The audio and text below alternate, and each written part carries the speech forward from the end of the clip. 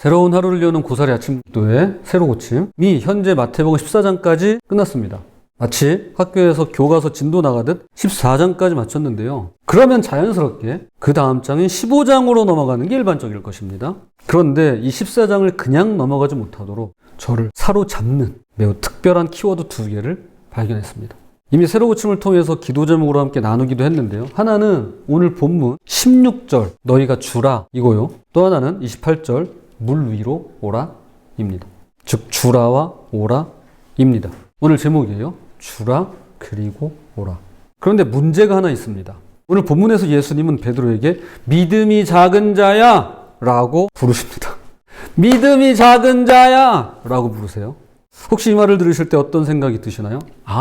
내 믿음은 크니까 나랑은 상관없겠구나 라는 가벼운 마음이 드시나요? 아니면 믿음이 작은 자여 이거 꼭 나한테 하시는 말씀 같네 라면서 마음이 무거워지시나요? 아니면 아무 생각 없는데요? 싶으신가요? 결론부터 말씀드리자면 믿음이 작은 자라는 것은 결코 부끄러운 것이 아닙니다. 이것은 오히려 예수님께서 우리를 자라게 하시는 과정이라고 할 수 있습니다. 이 시간 주라에서 오라로 이어지는 믿음의 여정을 통해 우리 각자의 믿음이 자라나고 그 믿음의 성장이 개인을 넘어서 공동체로 나아가는 복된 영향에 관해서 함께 말씀 살펴보도록 하겠습니다. 자, 첫 번째, 믿음의 첫 걸음인 주라입니다. 주라. 마태복음 14장 16절 예수께서 이르시되 갈 것 없다 너희가 먹을 것을 주라.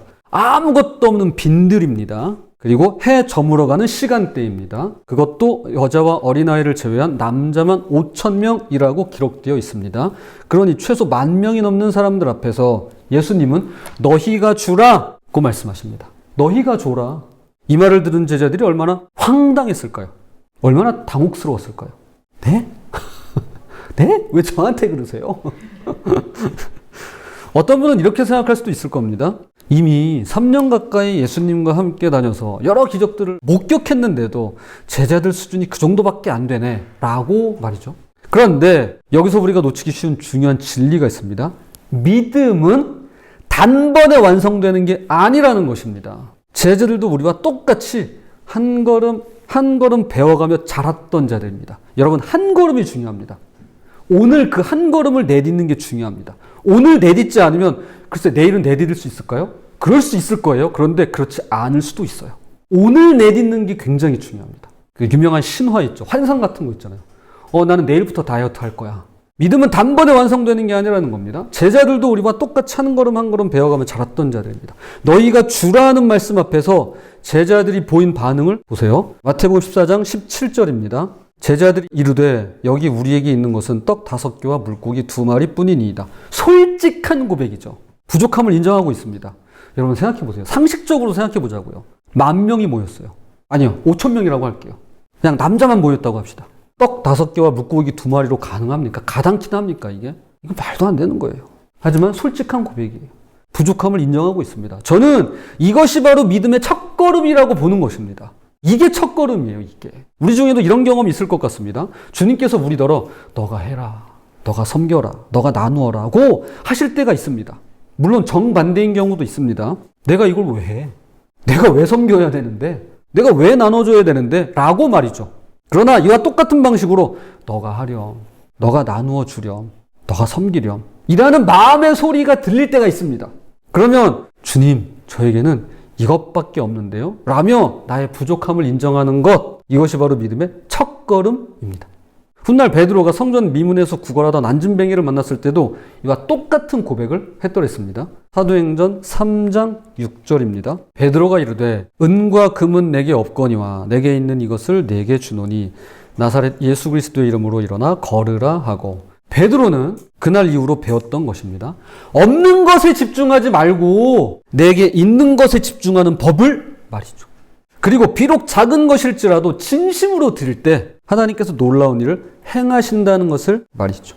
이런 극적인 사건과는 비교할 수 없지만 적어도 저에게만큼은, 여러분은 아니에요, 저한테 기적과도 같은 일이 있었는데요. 잠시 제 이야기를 드리도록 하겠습니다. 요즘은 그런 분을 만나기 힘든데요. 저 어렸을 때만 해도 거지라고 하죠. 구걸하고 동냥하러 다니는 분들이 계셨습니다. 실제로. 요즘은 지나가는 사람 붙들고 돈 달라고 하면 강도 취급 받겠지만 그때 당시만 해도 주머니에서 동전을 꺼내서 드린다던가 지갑을 열어서 1,000원짜리를 드리곤 했더랬습니다. 상상이 안 가죠? 근데 그땐 그랬어요. 제가 아직도 잊지 못하는 것이 대학생 때입니다. 시내버스를 타려면 한 20분을 걸어가야 되는데 걷다 보면 꼭 돈을 구걸하는 분들을 마주쳐요. 제가 좀 있게 생겼나 봐요. 귀공자 스타일. 그러면 보통은 없어요. 그러면서 피할 때가 많아요. 저도 무섭거든요. 생판 모르는 사람이 저한테 다가와 봐요. 겁이 덜컥 나죠. 보통은 없다면서 피할 때가 많고요. 어쩌다 한번 동조는 손 부끄러우니까 1,000원을 이렇게 드리면서 얼른 자리를 뜰 때가 있었습니다. 그러던 어느 날 평소와 다름없이 버스 정류장 쪽으로 걸어가고 있는데 제 앞으로 한 분이 뚜벅뚜벅 걸어오시더라고요. 느낌에 차비가 없다든가 배가 고프다든가 하면서 구걸을 하실 것 같아요. 아니나 다를까 도와달라고 하시더라고요. 그런데 제가 그날 그 자리에서 어떻게 했는지 아세요? 생전 처음으로 저의 진심을 담아서, 그때만큼 진심이었던 적이 없습니다. 진심을 담아서 그분께 10,000원짜리 한 장을 드렸습니다. 10,000원짜리 한 장을 드렸어요. 당시 10,000원은요, 지금 10,000원과 차원이 다릅니다. 10,000원 한 장이면요, 그 당시에 밥 먹고 극장 가고요, 거기다가 후식까지 먹을 수 있었어요. 그분도 놀래고 저도 놀래고. 그날 아까운 마음이 없었다면 거짓말이지만 얼마나 가슴이 벅차오르든지요. 버스 정류장 쪽으로 걸어가는데 세상을 다 가진 기분이에요. 내가 하나님의 자녀인데 이 정도도 못해? 그런 느낌이 있어요. 그리고는 10,000원짜리를 드린 건 그날이 처음이자 마지막이었습니다. 하지만 그 이후로 거리나 지하철에서 구걸하시는 분들을 보면 꼭 1,000원을 드렸습니다. 제가 살던 인천에 인천 지하철을 타면 구걸하시는 분들이 그렇게 많았어요. 꼭 드렸습니다. 물론 이제 그거 다 술 마셔 하면서 안 주는 분도 계셨어요. 근데 그건 제가 할 일이 아니죠. 제가 할 수 있는 것까지만 하는 거예요. 내게 있는 것으로. 그리고 전도사 시절에는 교회를 돌면서 차비를 달라고 하시는 분들이 계셨어요. 사정도 참 구구절절 딱 하세요. 이것도 그분들 사이에 소문이 납니다. 어느 교회에 가면 잘 준다더라. 그럼 이분들이 서로 이렇게 네트워크가 돼 있어요. 그래서 저희 교회로 한 분만 오시다가 그 다음부터는 막 2-3분씩 돌아가면서 오세요. 야, 너 월요일에 갔어? 그럼 난 화요일에 갈 거야. 이렇게 돌아가면서 오신대요. 이제 저희 담임 목사님이 계시면 이제 식사를 대접할 때도 있었고요. 이제 저 혼자 있으면 1,000원씩 드리곤 했더랬습니다. 사실요, 이거 아깝습니다. 아무리 1,000원이어도요, 이게 모이고 쌓이면 꽤 됩니다. 아깝지 않은 사람이 어디 있겠어요. 그런데 그날 제가 드린 그 10,000원짜리 한 장이 저로서는 시작이었던 것 같아요. 저는 그날을 못 잊어요.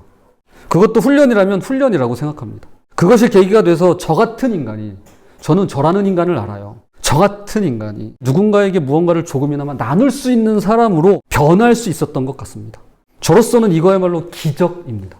뭐 남이 어떻게 되고 뭐 그게 아니라 저에게 기적이에요. 저에게. 비록 이것밖에 없지만 이걸 부끄러워하지 않고 이거라도 드리는 것이죠. 그런데 놀라운 것은 그 다음 이어지는 예수님의 말씀입니다. 마태복음 14장 18절입니다. 이르시되 그것을 내게 가져오라 하시고, 그것을 내게 가져와라. 부족하다고 작다고 그만두고 포기하는 게 아니라 그걸 가져오라고 하십니다. 여러분, 작은 거 가져오라고 하세요. 주님이. 남들은 이게 그게 뭐야? 그러실 수도 있어요. 사람은 그럴 수 있어요. 그런데 주님은 안 그러세요. 여기서 꼭 기억해야 할 것이 있는데요. 주님은 우리가 가진 작은 것들을 통해서 놀라운 일을 행하신다는 사실입니다. 내가 하는 게 아니에요. 나를 통해서 주님이 하시는 겁니다. 내가 드린 것이 기적을 만드는 게 아닙니다. 내가 드린 것을 통해서 주님이 놀라운 기적을 이루어 가시는 것입니다. 즉, 나 자신과 내가 드리는 작은 것은 주님께서 기적을 일으키는 선한 도구인 셈이죠. 결국 제자들은 그 작은 것을 주님께 가져갔고, 주님은 그것으로 10,000명이 넘는 사람들을 배불리 먹이셨습니다. 이것이 주라는 명령에 순종한 결과였습니다. 믿음의 첫 걸음을 뗀 것이죠. 언제고 여러분에게 너희가 주라는 주님의 음성이 들려올 때, 목사님, 저는 그런 음성 한 번도 안 들어봤는데요. 너희가 주라, 이거 아니에요. 예. 그게 아니라 내 마음에서 내가 왜 주는데? 뭐 지가 나한테 준 게 있어야 내가 주지. 이런 마음이 들리는 것처럼, 들으시잖아요, 그 마음. 그것처럼 내 마음에 주라는 마음이 들릴 수 있어요. 그게 주님의 음성인데요. 그 음성이 들려올 때 비록 작은 것이지만 주님께 가져가시는 우리가 되었으면 좋겠습니다. 자, 그런데 이야기는 여기서 끝나지 않습니다. 주님은 제자들을 더 깊은 차원으로 이끄시는데요. 두 번째입니다. 믿음의 성장 과정인 오라입니다. 주라에 이어서 오라입니다. 오병이어의 기적 이후 예수님은 제자들을 재촉하여 배를 타고 건너편으로 가게 하시고 자신은 기도하러 산에 올라가십니다. 그런데 로마식 표기예요. 밤 4경, 새벽 3시에서 6시를 가리킵니다. 모두가 잠든 시간이면서 동시에 누군가에겐 아침을 기다리는 시간이죠. 자, 이때 깜짝 놀랄 만한 일이 벌어집니다. 마태복음 14장 25절 26절입니다. 밤 4경에 예수께서 바다 위로 걸어서 제자들에게 오시니 제자들이 그가 바다 위로 걸어오심을 보고 놀라 유령이라 하며 무서워하여 소리 지르거늘. 난리도 이런 난리가 없었을 겁니다. 바다 한가운데 사람 비슷한 형상이 뚜벅뚜벅 걸어오니 누군들 무섭지 않겠습니까? 평생 어부로 살았던 제자들도 이런 광경은 처음이라며 비명을 질러댔습니다. 여러분, 여자들만 비명 지르는 거 아닙니다. 무서우면 남자들도 비명 질러요. 아마 육지였으면 뿔뿔이 터졌을 테지만 하필 바다 한가운데서 물로 뛰어들 수도 없는 노릇이죠. 그때 예수님께서 나다, 두려워하지 말아라며 안심을 시키십니다. 그런데 곰곰이 생각해 보면 이게 더 무서웠을 것 같기도 해요. 유령은 유령이니까 무섭다고 합시다. 그런데 우리가 알던 선생님이 물 위를 걸어온다? 제자들이 얼마나 놀라가 무서웠을까요? 바로 그때입니다. 베드로가 놀라운 요청을 합니다. 마태복음 14장 28절. 베드로가 대답하여 이르되 주여 만일 주님이시거든 나를 명하사 물 위로 오라 하소서 하니. 여러분은 베드로의 요청을 어떻게 보시나요? 누군가는 베드로가 너무 성급하다, 무모하다 라고 생각하실 수도 있을 겁니다. 만 저는 이 장면에서 베드로의 마음을 이렇게 읽습니다. 주님, 저도 주님과 같은 능력을 경험해보고 싶습니다. 여러분, 이게 진짜 중요한 거예요. 저도 경험해보고 싶어요. 주님께 더 가까이 나가기를 원합니다. 여러분, 관심도 없으면 이런 생각도 안 해요. 뭐 그러거나 말거나, 뭐 하늘을 날거나 말거나, 우리도 경험하기를 원해야 돼요. 주님이 일하심을 경험하기를 원하셔야 돼요. 물론 베드로니까 철딱서니가 없어서 죄송합니다. 속으로 저거 재밌을 것 같은데 나도 한번 해봐야지라는 마음이 있었는지도 모르겠습니다. 그런데 예수님께서 어떻게 반응하시나요? 오라고 말씀하세요. 오라. 마태복음 14장 29절 오라 하시니 베드로가 배에서 내려 물 위로 걸어서 예수께로 가되 오라, 오너라. 이 얼마나 따뜻한 초대인가요? 내 경험을 공유하는 거잖아요. 예수님은 베드로의 그 간절한 마음을 아시고 오라고 부르셨습니다. 저는 이 장면에서 예수님도 대단하시지만 오란다고 진짜로 배에서 내리는 베드로의 말로 진짜 대단하다고 생각해요. 아니, 오란다고 진짜 가요? 이건 단지 나쁘게 말하면 무모한 시도, 좋게 말하면 용기 있는 행동이 아닙니다. 그 이상의 의미가 있습니다. 여러분 보세요. 성경 말씀이 다 중요합니다. 그렇죠. 1.1에 다 중요하죠. 그런데 저는 특별히 오늘 이 말씀, 오라, 이 말씀이 성경에서 차지하는 매우 중요한 의미가 있다고 생각하는 것입니다. 그 당시 제자들도 그랬고 지금 우리도 그렇지만 보통은 이렇게 생각합니다. 그건 예수님이시니까 하는 거야. 아니, 예수님 정도 되시니까 할 수 있는 거지. 그걸 내가 어떻게 해? 내가 어떻게 그런 일을 할 수 있어? 라고 말합니다. 그렇죠. 실제로 내가 할 수 있고 없고를 떠나서 이렇게 말하는 게 제일 속 편해요. 안전하잖아요. 그분과 나는 엄연히 하늘과 땅 차이니까요. 아니, 그분이 하는 걸 내가 어떻게 해? 뭐 당연한 생각처럼 들립니다. 그런데 베드로가 지금 보여주는 것이 바로 그 고정된 생각을 깨뜨려 부시고 있는 겁니다. 내가 지닌 신앙의 틀을 와장창 하고 깨뜨리고 있는 것입니다. 예수님이 이렇게 하셨네? 그럼 나도 할 수 있을까? 저도 해볼래요. 아, 나도 할 수 있구나. 우리도 할 수 있는 거였네? 가 바로 이 본문에서부터 출발하는 것입니다. 그런 의미에서 오라고 예수님께서 말씀하는 것입니다. 그런데 이걸 경험하려면 나의 신앙의 틀을 벗어나야 됩니다. 즉, 오늘 말씀에 따르면 배 바깥으로 나가야 됩니다. 배 밖으로 나가지 않으면 절대 경험할 수 없어요. 물에 빠질 일도 없겠지만 물 위를 걸을 일도 없겠죠. 그렇게 베드로는 배에서 내렸습니다. 그리고 예수님처럼 물 위를 걷기 시작합니다. 그런데 보세요. 베드로가 실제로 물 위를 걷긴 걸었지만 아주 짧은 시간이었습니다. 얼마 안 돼요. 그 다음에도 물 위를 걸었다던가 심심하면 물 위를 걸어 다녔다던가 하지 않았습니다. 그게 다예요. 몇 걸음 걸었는지 정확히 모르지만 분명한 건 예수님을 향해 걷다가 도중에 물에 빠졌다는 사실입니다. 마태복음 14장 30절입니다. 바람을 보고 무서워 빠져가는지라 소리질러 이르되 주여 나를 구원하소서 하니. 베드로는 처음에 예수님만 바라보며 걸었습니다. 그런데 어느 순간 주변의 바람과 파도를 보게 되었고 이내 두려움에 사로잡히고 말았습니다. 그리고 가라앉기 시작합니다. 여러분, 이게 우리 인생이에요. 한번 해냈다고 항상 할 수 있는 것도 아니고 도전에 한번 성공했다고 그게 끝까지 가는 것도 아니더라고요. 지금의 내가요, 다가 아니에요. 내일의 나는 어떻게 바뀔지 모르는 거예요. 또다시 실수하고 실패하고 곤두박질 치며 오르락 내리락 롤러코스터를 타는 게 우리 인생입니다. 여러분 신앙도 마찬가지예요. 언제나 좋을 순 없습니다. 어쩔 땐 믿음이 좋은 것 같은데 어느 순간 믿음이 작은 자야 라고 한 소리 들을 때도 있습니다. 그러나 여기서 우리가 꼭 기억해야 할 것이 있습니다. 베드로는 해냈습니다. 어쨌든 해냈어요. 다른 제자들이 아무도 못할 때 그는 배 바깥으로 나왔고 예수님처럼 물 위를 걸었습니다.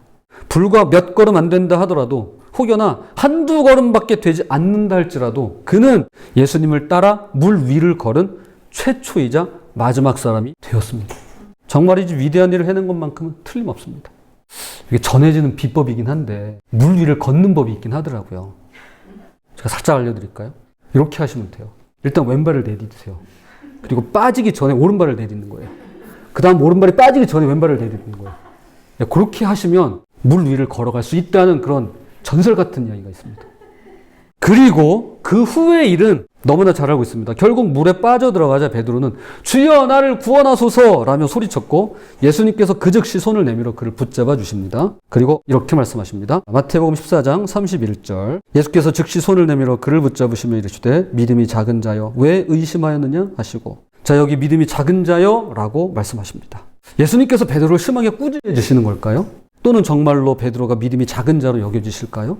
예수님은 믿음이 작은 자라는 표현을 오직 제자들에게만 사용했습니다.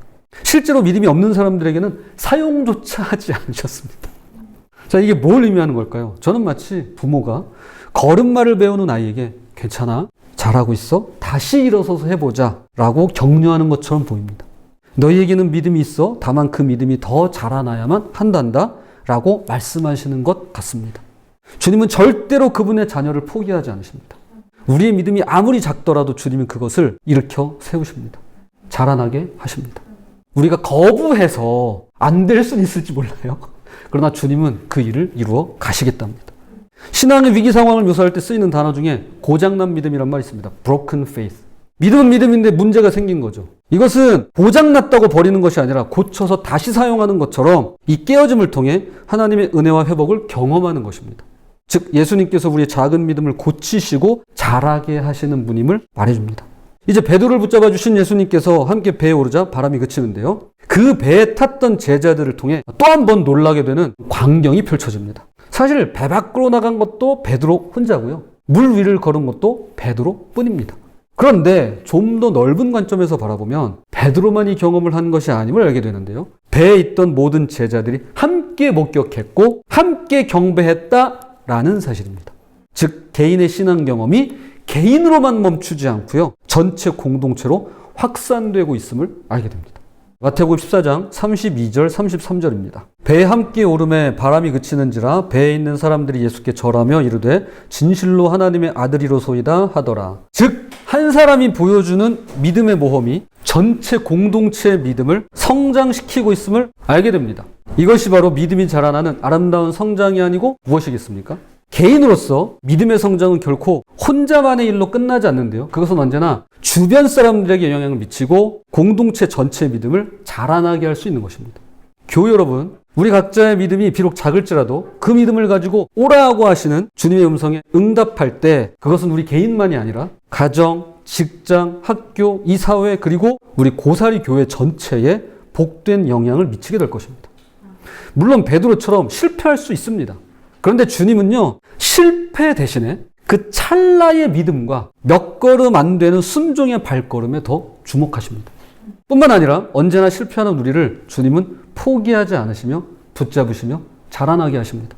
주라는 명령으로 시작된 믿음의 여정이 오라는 초대를 통해 더 깊은 차원으로 이어지고 있는데요. 그 과정에서 우리 작은 믿음이 자라나게 되는 것, 이것이 바로 주님께서 허락하시는 은혜로운 믿음의 성장 과정입니다. 그런 우리 고사리 교회가 되었으면 좋겠습니다.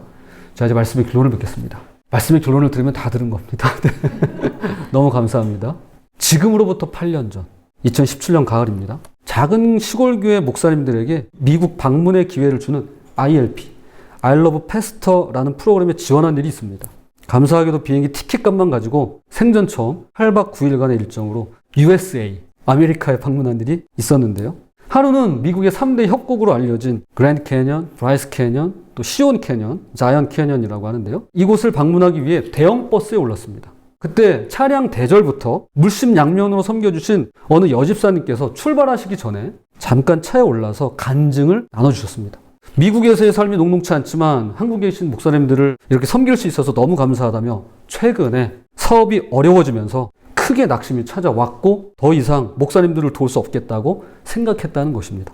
그런데 어느 날 찬양 한 곡을 듣는데 마치 주님이 주신 음성 같다는 거예요. 그래서 다시금 힘을 내서 이 자리까지 올 수 있었다면, 혹시라도 우리 목사님들 중에 크게 낙심되는 분이 계시다면 미국에서 새 힘을 얻어서 고국에 돌아가시기를 바란다며 오히려 저희를 위로해 주셨다고 했습니다. 그러면서 그 찬양을 소개해 주셨는데요. 오션즈라는 찬양입니다. 제가 더보기, 유튜브 더보기란에 제가 링크로 남겼습니다. 사실 오늘 설교를 준비하게 된 계기이기도 합니다. 자, 제가 그 가사를 한글로 들려드리겠습니다. 당신은 나를 저 바깥 물 위로 부르십니다. 두 발이 빠져버릴지도 모르는 거대한 미지의 그곳으로. 그리고 거기서 나는 신비 속에 당신을 찾습니다. 바다 깊은 곳에서 나의 믿음은 일어설 것입니다. 나는 당신의 이름을 부를 거예요. 그리고 나의 두 눈을 파도 너머로 둘 거예요. 파도가 솟구쳐 오를 때 내 영혼은 당신의 품에서 쉼을 얻을 겁니다. 나는 당신의 것이고 당신은 나의 것이니까요. 당신의 은혜는 가장 깊은 물 속에서 흘러넘칩니다. 당신의 전능하신 손이 나를 인도하십니다. 내 발이 빠져버릴 줄 몰라 두려움이 나를 에워싼 곳에서도 당신은 한 번도 실패한 적이 없으셨고 앞으로도 그럴 것입니다. 성령님 저를 이끌어주세요. 제 믿음의 한계가 없는 그곳으로 제가 물 위를 걷게 해주세요. 당신이 부르시는 곳이라면 어디든지 나의 발이 다닐 수 있는 곳보다 더 깊은 곳으로 데려가 주세요. 그러면 나의 믿음은 더 강해질 거예요. 나의 구원자가 함께 계시는 그곳에서 나는 당신의 이름을 부를 거예요. 그리고 나의 두 눈을 파도 너머에 둘 거예요. 파도가 솟구쳐 오를 때 내 영혼은 당신의 품에서 쉼을 얻을 겁니다. 나는 당신의 것이고 당신은 나의 것이니까요. 교우 여러분, 우리는 인생의 안전지대를 찾습니다. 안전지대 너무 좋아요. 그러나 안전지대란 높은 파도가 치지 않는 잔잔한 물가가 아닙니다. 심지어 배 안은 더더욱 아닙니다. 아무리 산더미 같은 파도가 넘실대는 곳이라 할지라도 그곳에 주님이 계시기만 하면 거기야말로 이 세상에서 가장 안전한 곳입니다.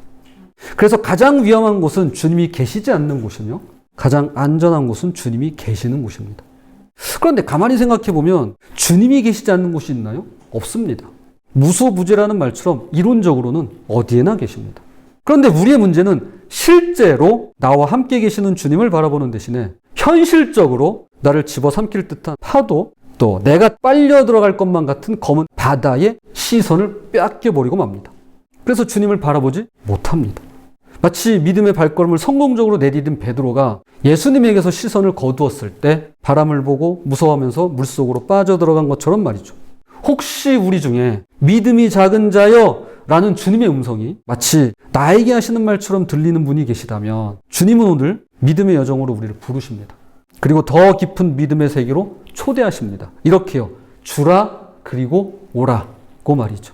부디 우리의 작은 믿음이 자라나며 교회와 각 가정의 안전과 평안의 복이 임하도록 언제라도 주라와 오라의 은혜로운 초대에 응답하며 살아가는 저와 여러분이 되시기를 주님의 이름으로 부탁을 드립니다.